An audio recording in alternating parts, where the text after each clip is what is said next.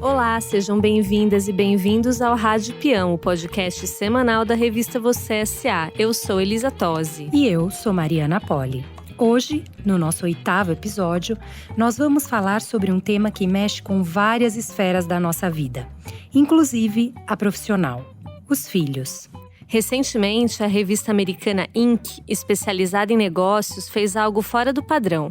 Publicou uma foto em que Audrey Gelman, CEO da empresa The Wing, aparece visivelmente grávida. Essa é a primeira vez que uma executiva é retratada grávida numa capa de revista de negócios. Esse ineditismo trouxe uma questão à tona. Parece que a gravidez e os filhos ainda são um tabu no mercado de trabalho. Quais são, então, as alternativas para que a maternidade e a paternidade se tornem assuntos naturais dentro das empresas?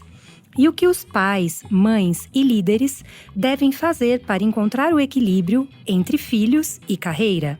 Essas são algumas das perguntas que vamos tentar responder hoje. Para isso, dividimos o programa em 2 blocos. No primeiro, vamos mostrar quais são as transformações que os filhos causam na vida dos profissionais e quais são os desafios que a maternidade e a paternidade geram para as empresas e para as lideranças. No segundo bloco, vamos explicar o que os trabalhadores e as companhias devem fazer para equilibrar carreira e filhos e quais são as vantagens da paternidade e da maternidade para o desenvolvimento profissional. Para essa conversa, convidamos Ana Merrudar, psicanalista e sócia-diretora da GAMP 21, Grupo de Apoio à Maternidade e Paternidade, e Irene Azevedo, diretora de Transição de Carreira e Gestão da Mudança da Consultoria de Transição de Carreira e Desenvolvimento de Liderança, LHH.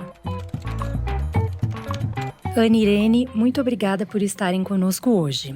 Eu gostaria de abrir nossa discussão trazendo um dado sobre o mercado brasileiro. De acordo com um estudo feito pela Escola Brasileira de Economia e Finanças, da Fundação Getúlio Vargas, 48% das trabalhadoras deixam o mercado de trabalho depois de 1 ano do fim da licença maternidade. Por que isso ainda acontece por aqui? Bom, eu posso começar dizendo, carregando um pouco nas tintas, né, dessa pesquisa, dizendo que, de acordo com outra pesquisa, Save the Children, o Brasil é o 78º pior lugar do mundo para ser mãe. Né? Ou seja, as mulheres não têm condições, sejam de apoio, não tem uma rede de apoio à saúde primária para poder desenvolver a maternidade a contento. E isso impacta não apenas nas mulheres, mas eu diria nas novas gerações. Né? De acordo também com uma outra pesquisa que a gente faz, essa interna do GAMP, quando a gente atende famílias de executivas e executivos na casa delas, né, numa visita domiciliar pós-parto, nós temos, assim como em dados epidemiológicos, cerca de 11 a 15% de bebês recebidos na UTI neonatal. Né? Ou seja, são mulheres que têm ou parto prematuro ou complicações de parto e a gente só atende executivas ou do universo executivo. Né? Então, eu acho que o desafio é muito grande para a gente construir uma resiliência ou construir caminhos que mostrem algumas alternativas dentro de um panorama tão polarizado, seja para o lado de um naturalismo ou seja de um lado de uma intervenção cesarista extrema. Né? Então, esse é o nosso desafio e mostrar como algumas empresas estão saindo do preconceito, da intimidação à gestante e partindo para a possibilidade de recebê-las num outro ambiente corporativo. Acho que é um grande desafio. E eu quero falar do lado muito mais comportamental. E aí eu não vou só me limitar à mulher brasileira, que já tem um contexto de ser uma sociedade um pouco mais machista, mas eu vou falar de uma maneira geral da mulher, né, que tem um pouco o complexo de Mulher Maravilha. E o que é isso? Ela tem que ter um lar perfeito, tem que ter uma carreira perfeita e tem que ter uma aparência perfeita. Então, o que acontece? Quando eu entro nesse mote de querer tudo perfeito, eu acabo entrando num nível de estresse imenso e, conclusão, eu entro numa culpa imensa e eu acabo muitas vezes deixando o mercado de trabalho porque eu quero cuidar dos meus filhos. E aí depois vem a culpa. Eu deixei o meu trabalho, vou cuidar dos meus filhos, mas eu queria estar trabalhando. Então eu diria que é um dilema e que a gente vai precisar tratar isso, e nós da LIRRS estudamos muito e temos pesquisa a respeito de mulheres que desenvolveram certos tipos de crença para poder seguir adiante na sua carreira. Eu acho que esse é um assunto que a gente tem que tratar, de fazer com que a mulher efetivamente consiga mudar esse padrão de pensamento para que ela possa conciliar não só o papel de mãe, os diversos papéis que ela tem na sua vida.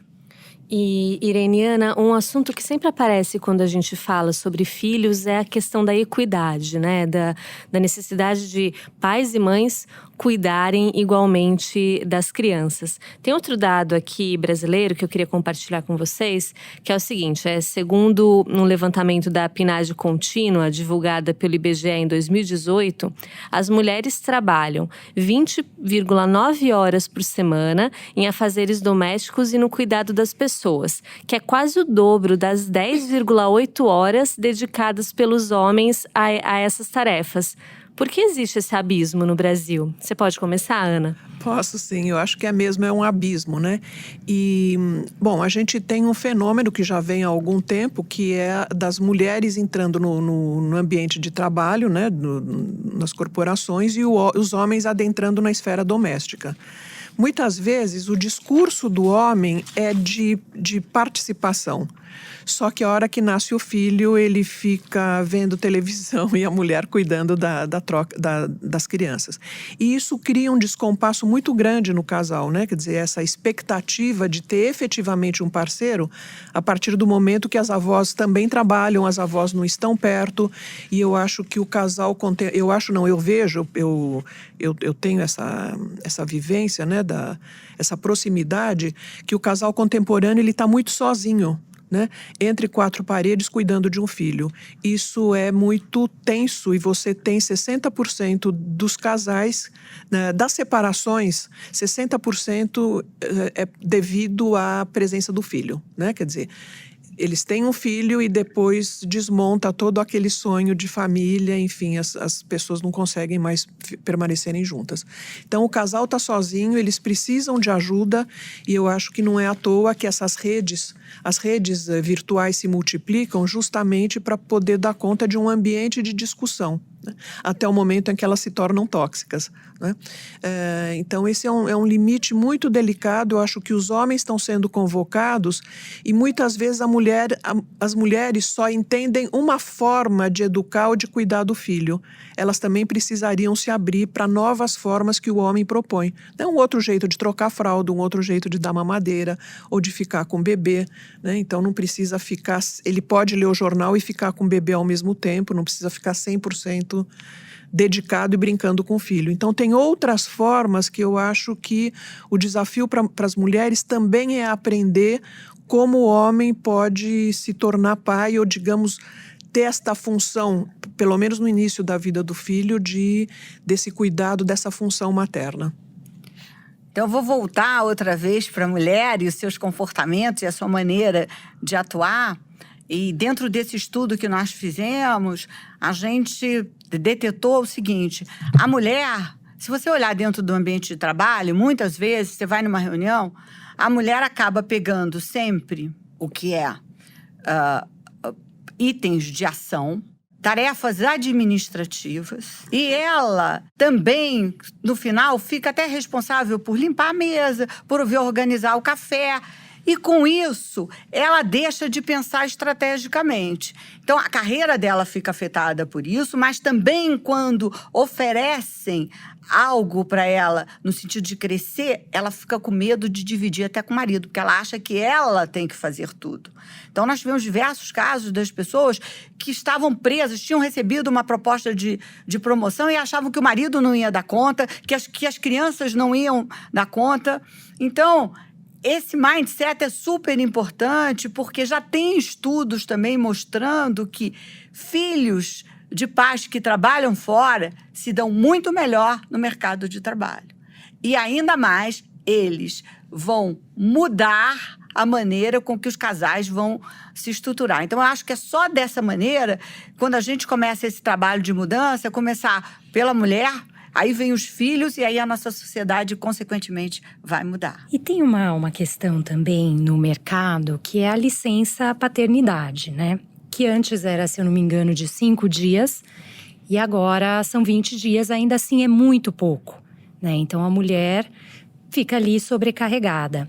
Eu queria que, Irene, talvez você começasse nos explicando como é que tem sido esse movimento, né, nas empresas. Qual é o papel das empresas também em instituir licenças paternidades maiores e como isso poderia ajudar nessa questão? Além de instituir, de estimular as lideranças, né? Os pais a tirarem essa licença, porque às vezes eles têm a licença e não querem tirar. Isso com certeza é importante. Eu acho que o papel aí das organizações realmente estimular para que isso seja possível, né? E que a mulher também possa usufruir desse tempo, que é um tempo que ela, por lei, até por direito, ela tem, e que muitas vezes ela se sente tão culpada que quer voltar até mais cedo. E eu vou dizer porque eu posso falar sobre a minha experiência pessoal, né? Eu fiquei… No meu caso, eu tive uma grande sorte, trabalhava na IBM, eu tive uma gravidez de alto risco, porque eu já fui mãe aos 42 anos, então eu fiquei 6 meses antes em casa. A IBM me colocou em casa e me deu todo o suporte e eu fiquei em casa. Quando eu tive a minha filha, foi logo no momento, logo depois que a IBM estava mudando e assumiu um novo presidente. Quando ele assumiu, nessa época a gente não tinha tanta internet, não tinha nada, eu fui pesquisar quem era ele. Quando eu descobri o que ele ia fazer, eu falei, eu preciso voltar, porque essa companhia vai mudar. Então, eu não usufruí o tempo que eu poderia ter usufruído, e aí é um toque de despertar para as mulheres, que assim, se você está tendo essa oportunidade que está sendo dada para as organizações, aproveite. Por outro lado também, os homens, eles também, as organizações têm que estimular que eles também tirem, para que, pode ser até no final, a mulher sai e ele entra. Porque aí é um compartilhamento de responsabilidade, mas isso é um trabalho mais lento. As organizações vão ter que realmente trabalhar isso efetivamente. Eu acho interessante isso que a Irene está colocando, né, desse compartilhamento de responsabilidades, porque a partir do momento em que o homem entra na esfera doméstica, ele começa a perceber a importância que ele tem, ele começa a gostar de cuidar do filho e de participar da educação. Eu acho que essa já é um vetor que ajuda na mudança da organização, né, que ainda é muito governada ou, enfim, liderada por homens, né? Então, eu acho que tanto os homens quanto as mulheres, na liderança, tem essa função. Porque quando a gente pensa, né, como diz um ditado africano, né, que você precisa de uma aldeia para educar uma criança, não é? Então, hoje, você tem não apenas pai e mãe e a família mais próxima, mas a gente poderia incluir a responsabilidade da empresa fazendo parte dessa aldeia. Então, é sim uma questão de saúde pública, porque as empresas se engajem como é que fala? Nessa participação da educação das crianças, né? Porque a gente está pensando numa próxima geração. Então, tem alguns países que dão licença maternidade ou paternidade, né, nessa ideia do compartilhamento que a Irene traz, não é? De cerca de 1 ano, e que a licença pode ser tanto do homem quanto da mulher.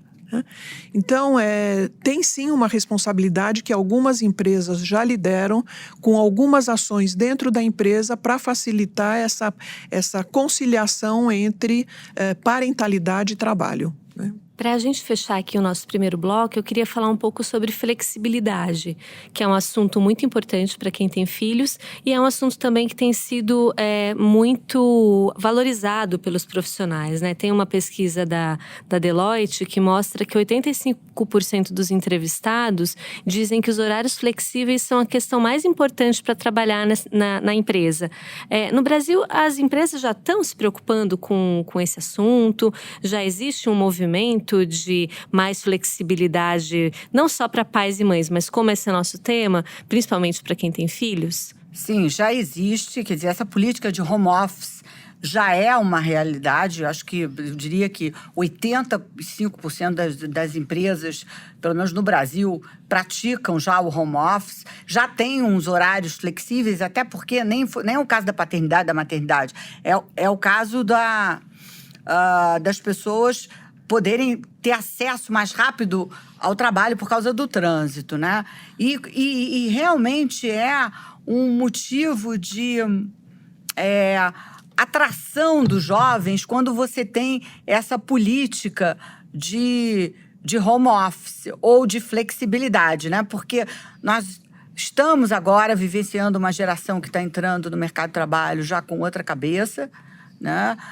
Muito mais voltados a propósito, a qualidade de vida, porque o que acontecia anteriormente é que você entrava no mercado de trabalho, muitas vezes até por decisão do que o seu pai queria, do que você achava que ia dar dinheiro, e esquecendo daquilo que você realmente gostava. Então, o que acontece hoje? As pessoas entram, né, nas organizações, são engolidas pela pressão do resultado, não estão conectadas com o seu propósito, adoecem. Então, eu diria o seguinte, que quando você está falando de qualidade de vida, de flexibilidade, as pessoas têm que... Primeiro ponto para mim, né, enquanto qualidade de vida, é como é que esse trabalho, ele internamente, ele se conecta com as coisas que me dão força e me dão vigor. Se ele está fazendo isso, eu, consequentemente, consigo estar mais motivada. E se eu tiver uma certa disciplina, né, de saber que eu tenho alguns papéis, né, que eu tenho que cuidar da minha saúde, então que ginástica não é questão de ser sarada ou ficar bonita, que é uma exigência que se faz das mulheres, né? Mas que não é isso, é para você ter maior qualidade de vida, né? Ter saúde, que eu tenho um papel como amiga, que eu tenho um papel como mãe, como mulher, ou como namorada, ou como namorado, enfim. Se eu tiver com esta conexão, eu com certeza vou conseguir ajustar um pouco mais esses aspectos da minha vida. E aí, quando eu falo em flexibilidade, se a empresa tem isso, eu vou viver o melhor dos mundos. Eu estava pensando numa pessoa que eu atendi no consultório e que ela estava num grande dilema, uma alta executiva, ela estava num alto dilema se ela continuava na empresa que ela estava, que exigia que ela vestisse a camisa, viajasse, fizesse uma carga horária muito grande, e ela teve sucesso até então, até a maternidade, com essa dinâmica de trabalho, ou se ela ia para uma outra empresa que tinha uma exigência de tempo de trabalho menor. Né? Não sei o desfecho ainda, né? Mas eu acho que esse é um dilema que muitas executivas devem se colocar, né? Daí a evasão do trabalho depois da licença maternidade, depois desse tempo todo. Isto eu diria aquelas que têm a possibilidade de fazer algumas mudanças, né? Mas entrando nessa linha da culpa, né, que a Irene trouxe no começo aí da nossa conversa, as mulheres têm essa exigência de perfeição, né, e daí a culpa, e eu diria, e essa exigência também recai sobre os filhos, porque hoje as famílias têm menos crianças, a gente tem 1, 2 crianças e olhe lá, é raro você ver famílias, principalmente falando em termos urbanos e dentro, a gente está fazendo um recorte aqui, né, mulheres executivas, teriam milhões de outros recortes que a gente podia fazer, né, inclusive de raça, enfim, espaço social, né, territórios, né? Mas eu acho que essas muitas vezes elas exigem, então elas têm que ter filhos perfeitos, né? Então essa exigência sobre elas mesmas recai sobre os filhos. Então fica uma ansiedade enorme que esse filho dê certo. Então a gente perde muito do lúdico, muito da possibilidade de um desenvolvimento de uma primeira infância que depois tem impactos.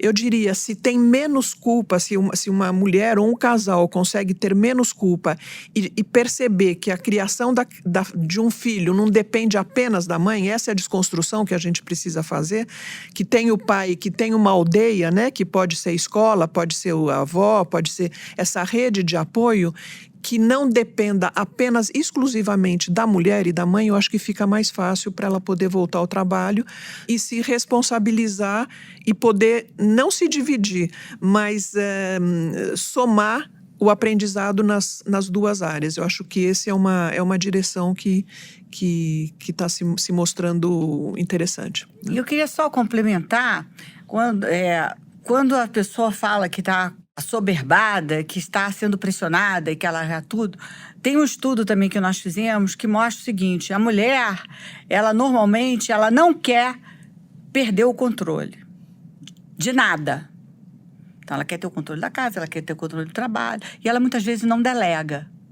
Então, como ela não delega, ela se sobrecarrega. Então, fica um círculo vicioso, porque ela não tem tempo para cuidar dos filhos, quer controlar tudo que precisa em casa, não delega nada em casa e não delega nada no trabalho. Então, esta mudança, esse olhar para ela e ver até quando eu posso delegar certas coisas, né? Ou pedir apoio, como a Ana colocou em algumas redes, e no trabalho também, como é que eu posso delegar e não exigir também tanta perfeição de quem trabalha comigo. Isso pode ajudar para que, no final das contas, a mulher tenha uma vida mais completa, mais cheia de significado e consiga, é engraçado, ter filhos e ir alcançando posições cada vez mais altas dentro da organização.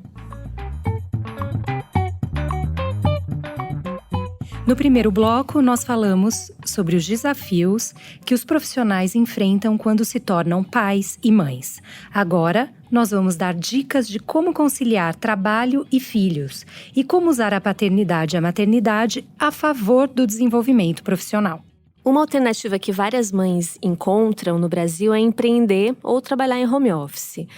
Uma pesquisa feita pelas autoras Patrícia Travassos e Ana Cláudia Coniche para o livro Minha Mãe é um Negócio mostra que 58% das mães tocam suas empresas dentro de casa.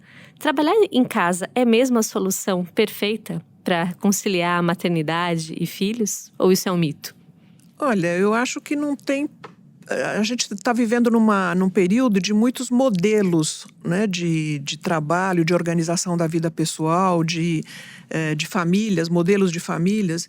Então, o que a gente sabe é que tem um afunilamento no mercado de trabalho e as mulheres com filhos, elas partem para empreendedorismo individual, né? Uma coisa mais...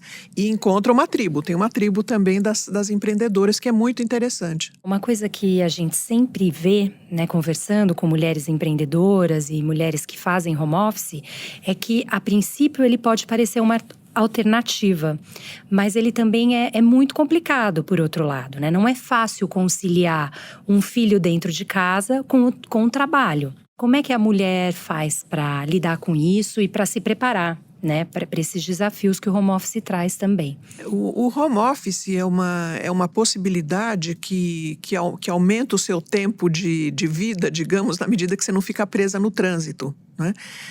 E que você pode conciliar com outras atividades.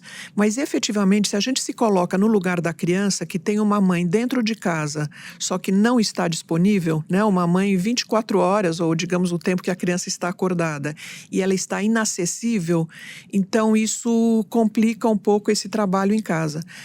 A gente pode pensar que uma criança de home office a partir do 6º mês de vida, não é, onde a criança pode começar a ficar com outro cuidador, mas desde que a mãe seja uma referência. Agora ela vai bater na porta, não tem jeito. Eu de novo vou voltar para essas escolhas, né?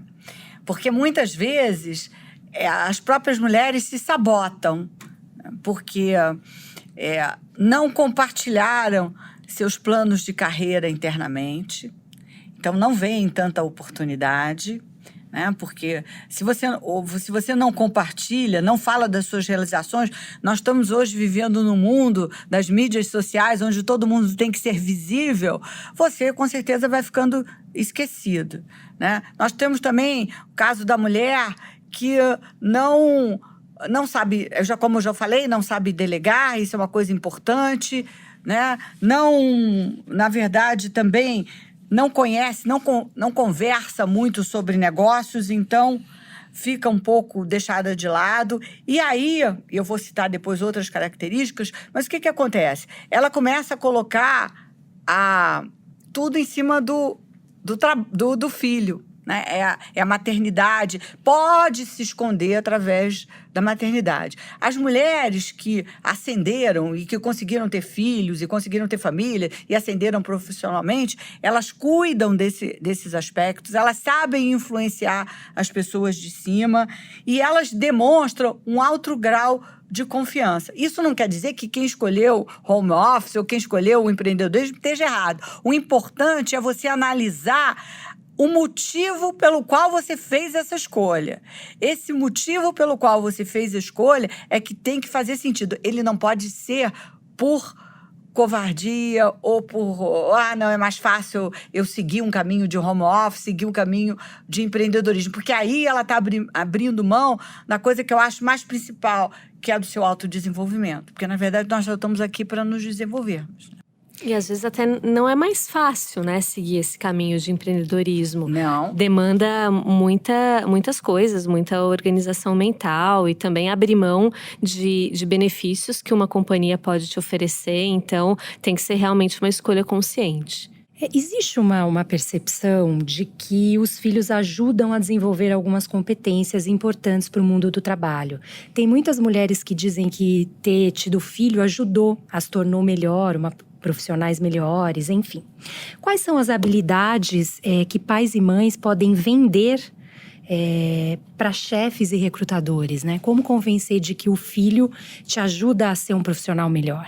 Olha, eu acho que o filho pode te ajudar a ser uma pessoa melhor, não é? Quer dizer, ele abre essa possibilidade enorme de uma relação que começa muito dependente, muito grudado, e depois a criança parte para a autonomia e a mãe parte para a autonomia, e você tem, então, uma possibilidade de se enriquecer com o outro, de observar e enriquecer com a outra pessoa. Ver uma criança em desenvolvimento, as possibilidades que ela tem de se desenvolver e de aprender e de caminhar para a autonomia de uma beleza enorme que fez grandes teóricos, né, como o próprio Freud, Melanie Klein, enfim, toda uma série de pessoas que observaram o desenvolvimento de uma criança. Eu acho que educar uma criança ou estar próximo a uma criança desenvolve que competência? A competência da própria confiança na capacidade de estar perto do outro, desenvolve a cooperação, porque você sozinha não dá conta, desenvolve a possibilidade de você administrar o tempo, porque você se torna muito mais objetiva, porque você vai precisar conciliar uma série de interesses, seja da educação, seja do cuidado com a casa, seja de ser um profissional. O que eu acho importante é que a mulher não queira fazer tudo, quer dizer, complica quando a mulher fica muito ansiosa e quer desenvolver competências, ou mesmo junto no primeiro ano de vida da criança. Né? Então, uma criança de 3 meses é diferente de 6 meses, de 1 ano né? A mulher precisa, o casal precisa aprender a confiar que tem uma pessoa que cuide da criança tão bem quanto ela. Né? Enfim, são várias competências aí. Dá para se vender bem, viu? Dá para se vender bem. Numa entrevista de emprego, se eu estivesse numa entrevista, eu diria o seguinte: bom, administrar uma casa é como administrar um negócio. Né? Eu tenho o lado financeiro, eu tenho os meus recursos, os meus empregados, eu tenho os meus funcionários, que são os meus filhos, e então eu tenho um negócio para administrar, que ele tem que ser lucrativo, né? Porque eu não posso perder dinheiro.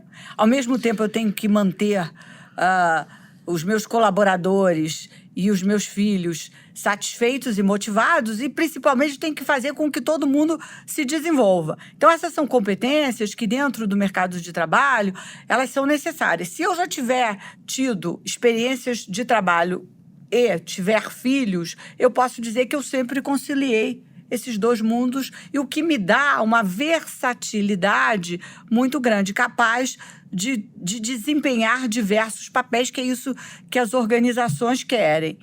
Fora isso, eu acho que tem uma competência que hoje é muito exigida no mercado de trabalho, que é a coragem e se arriscar. E ter filho é uma coragem. Né? Você, quando tem um filho, você se arrisca porque é um bilhete de loteria. Você não sabe o que vem. né? E você pode, se você tem mais de um filho, provavelmente eles não serão iguais. Então, requer muita habilidade de fazer com que estes 2 seres humanos, se você tem 2 filhos, que eles se desenvolvam e possam se tornar pessoas que sejam capazes de enfrentar esse mundo que nós todos estamos vivendo, que é um mundo que não tem muita... pela primeira vez na humanidade, a gente não consegue visualizar o futuro muito adequadamente. A gente sabe que ele vai mudar, é premente, está aí, mas a gente não consegue ver como é que será esse mundo futuro, né? Então, eu tiraria milhares de proveitos, né? E principalmente a capacidade que os pais têm de aceitar os filhos como eles são, né? E isso você dentro do trabalho, você tem que aceitar as pessoas como elas são e principalmente, eu também tenho que motivar os meus filhos de maneira distinta, porque se eles são 2 pessoas diferentes, eles não vão se motivar pela mesma coisa.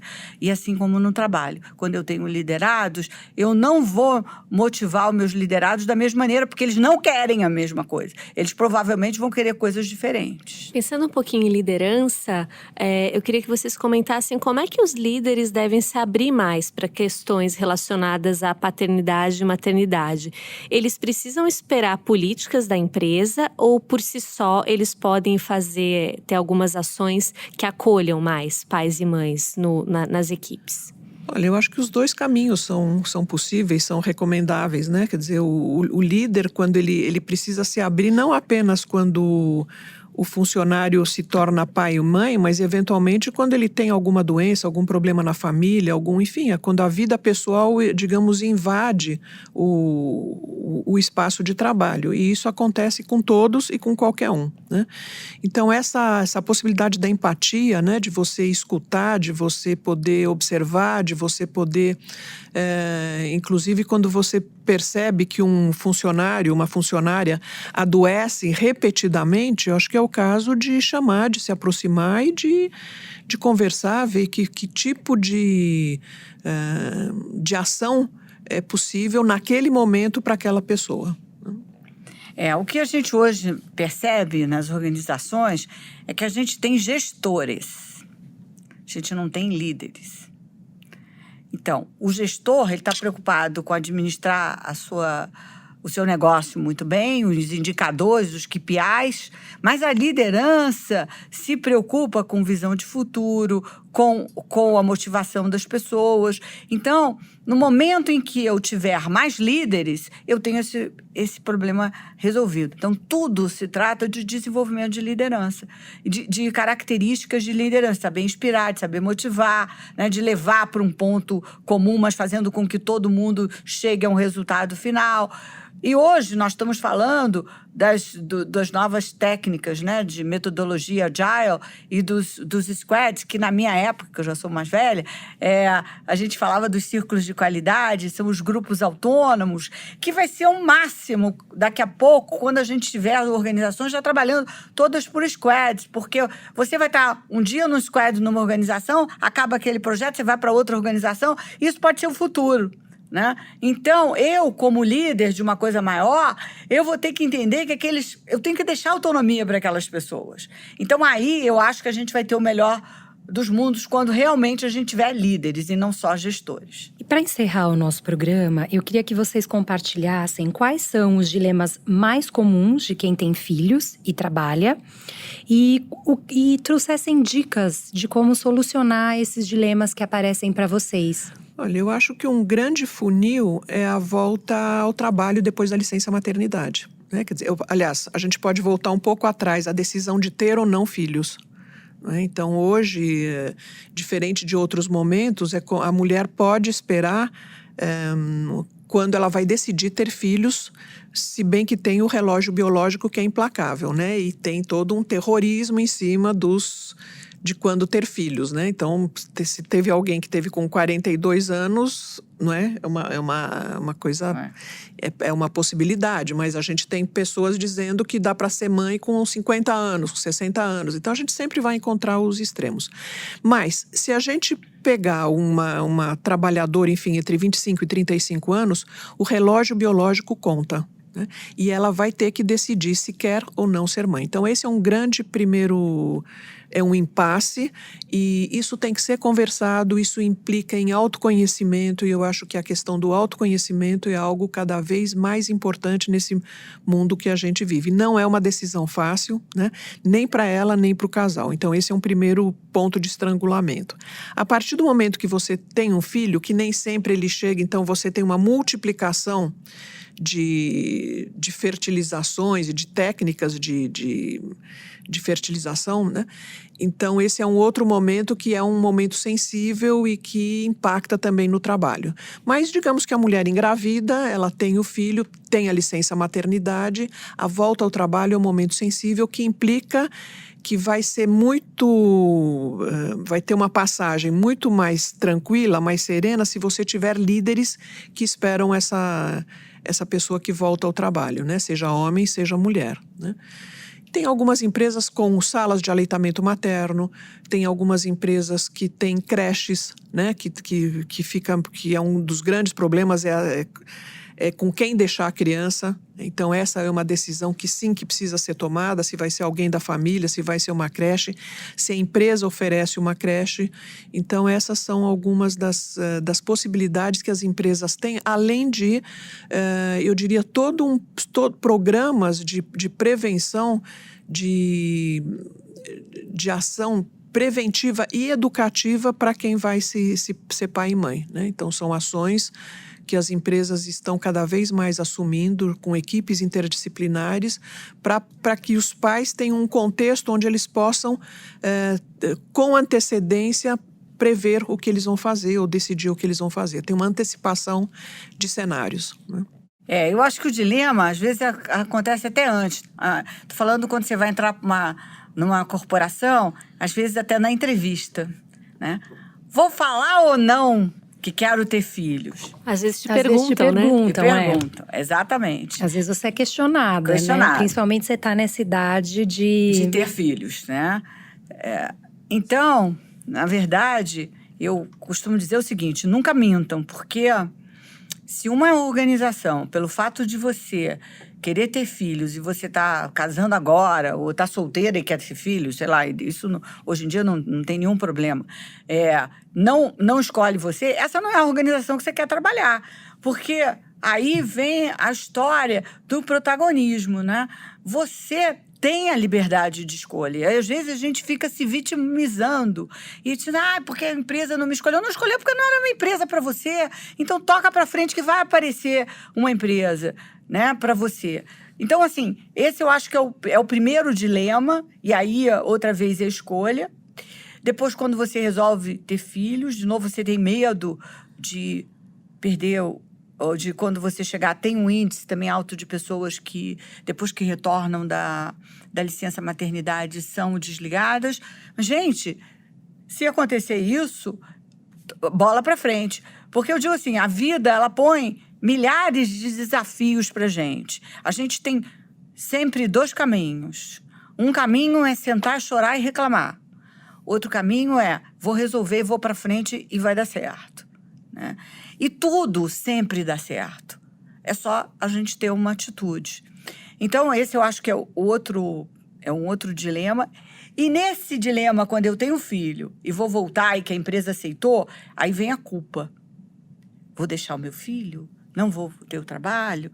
Não, eu fico nesse dilema. Então, eu diria que, realmente, a mulher, ela passa por esses desafios. Mas esses desafios, eles significam que há uma oportunidade de crescimento. Concordo com a Ana em gênero, número e grau.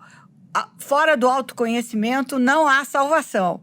A gente tem que se conhecer exatamente para poder entender melhor o outro e para poder vencer os nossos desafios internos. Se você for conduzindo a sua vida, sempre analisando o que está por trás das suas atitudes, o que está te movendo, você vai conseguir estabelecer uma carreira saudável e que vai te dar muita realização. Então, é só uma questão de estar constantemente reavaliando entendendo se você está com medo, se você está realmente se boicotando, está querendo ser a Mulher Maravilha, né? Está querendo controlar tudo. E o que está acontecendo nesse seu mundo interior que está fazendo você agir assim?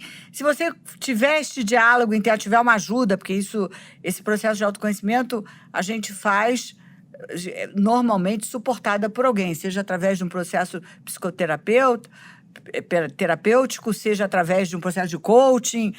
Tem diversas maneiras de você fazer o processo de autoconhecimento. Mas faça, porque a sua carreira, com certeza, não vai atrapalhar. Eu mesmo passei, 6 meses em casa antes da minha filha nascer, depois passei 3 meses e pouco, 4 meses, voltei antes da minha licença, vim para São Paulo achando que ia casar, não casei, vim com uma filha de 3 meses no braço, numa cidade que eu não conhecia, e deu tudo certo. A gente não pode perder o panorama de 11, 12 milhões de desempregos que a gente tem aqui no Brasil, né? Então, eu acho que estamos sendo testados e testadas num processo de resiliência. Então, cada vez mais a gente precisa ver saídas, né, para o estresse no sentido do coping, né? Quer dizer, o que é que você vai fazer com a situação que você está vivendo ou com o panorama que se mostra.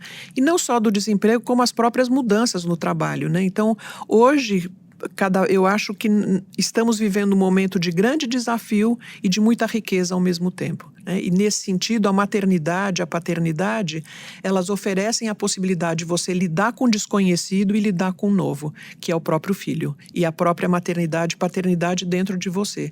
Isso, eu acho que é um belo cartão de visita para um trabalho corporativo, né?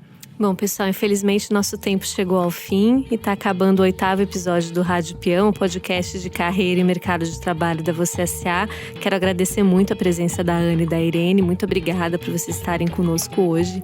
Obrigada, Ana. Obrigada, Irene. Esse podcast teve produção de Elisa Tosi, a edição de som é de Rafael Bertazzi, a trilha sonora é de Chico Labels. Deixa a gente saber se você gostou ou não desse episódio, mandando mensagens nas nossas redes sociais. Use as hashtags Rádio Peão e Você S.A. Ou escreva para o nosso e-mail podcast@vocesa.com.br. Críticas e sugestões são sempre bem-vindas. Semana que vem tem mais. Até lá, pessoal!